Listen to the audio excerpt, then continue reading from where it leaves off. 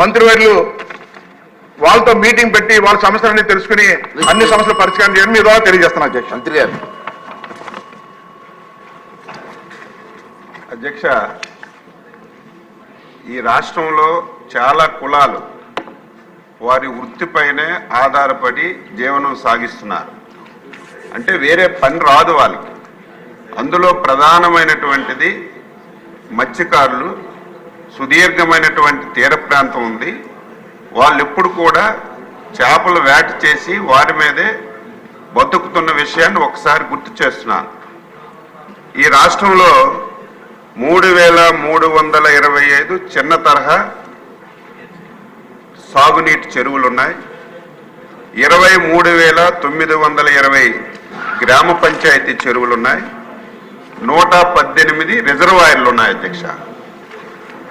పెద్దలు వ్యవస్థాపక అధ్యక్షులు ఎన్టీ రామారావు గారు ఈ చెరువులన్నింటినీ కూడా మత్స్యకారుల సొసైటీలకు ఇచ్చి ఆ చెరువుల్లో వేసుకోవడానికి చేప పిల్లలు కూడా ఉచితంగా ఇచ్చి వారి జీవన విధానాన్ని పెంపొందించడానికి ఆ రోజు తెలుగుదేశం ప్రభుత్వం ఒక మంచి నిర్ణయం తీసుకుంది అధ్యక్ష.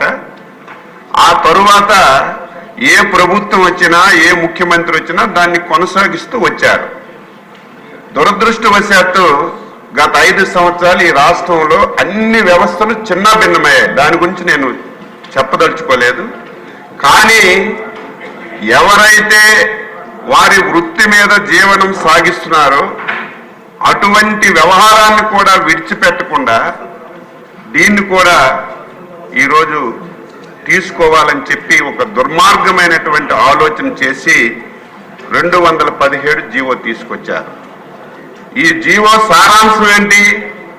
ఈ చెరువులన్నీ కూడా ఆన్లైన్లో టెండర్లు పిలిచి సొసైటీలకు కాకుండా ఆ రోజు ఎవరైతే వైసీపీ నాయకులు ఉన్నారో వాళ్ళ కార్యకర్తలు ఉన్నారో వాళ్ళందరికీ ఈ చెరువులు కట్టబెట్టి మత్స్యకారుల జీవితాలతో ఆడుకోవాలని ఒక దుర్మార్గమైనటువంటి జీవోని తీసుకొచ్చారు అధ్యక్ష. ఒకే తెలిసి జరిగిందో తెలియక జరిగిందో జీవో తీసుకొచ్చారు. తీసుకొచ్చిన తర్వాత ఎంటైర్ మత్స్యకారులందరూ రోడ్డు మీదకి వచ్చారు అధ్యక్ష. అన్ని రాజకీయ పార్టీలు ధర్నా చేశారు, దీక్షలు చేశారు.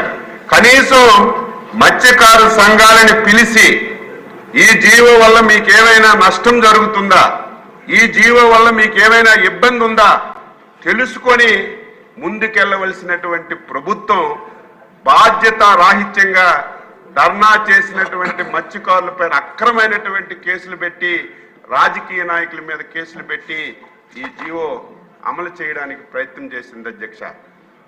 ఆ రోజు ఎన్డీఏ పార్టీలు చంద్రబాబు నాయుడు గారు, పవన్ కళ్యాణ్ గారు, బీజేపీ కలిసి ఎన్నికల్లో చెప్పాం, రేపు అధికారంలోకి వస్తున్నాం, మత్స్యకారులందరూ ధైర్యంగా ఉండండి, వచ్చిన వెంటనే ఈ జీవోని రద్దు చేస్తామని చెప్పి స్పష్టమైనటువంటి హామీ ఇచ్చాం.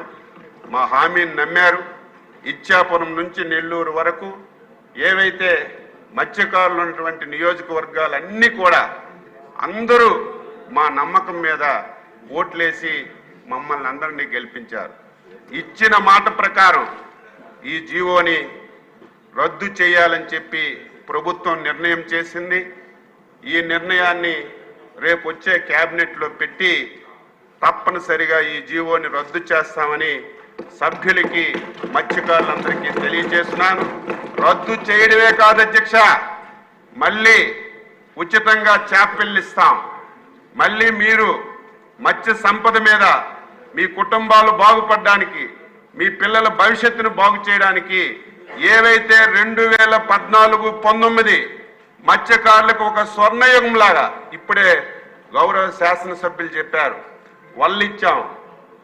వాళ్ళు ఏవైతే పట్టిన చేపలు నిల్వ చేసుకోవడానికి ఐస్ బాక్సులు ఇచ్చాం, అవి తీసుకెళ్లి మార్కెట్లు అమ్మడానికి 2 వీలర్స్ ఇచ్చాం, 4 వీలర్స్ ఇచ్చాం, కోల్డ్ స్టోరేజ్లు పెట్టాం. కానీ గత 5 సంవత్సరాలు ఒక్కరికంటే ఒక్కరికి ఒక్క పైసా ఇవ్వలేదు. నేను మళ్ళీ అందరికీ హామీ ఇస్తున్నాను, ఆర్థికంగా చాలా సమస్యలు ఉన్నాయి.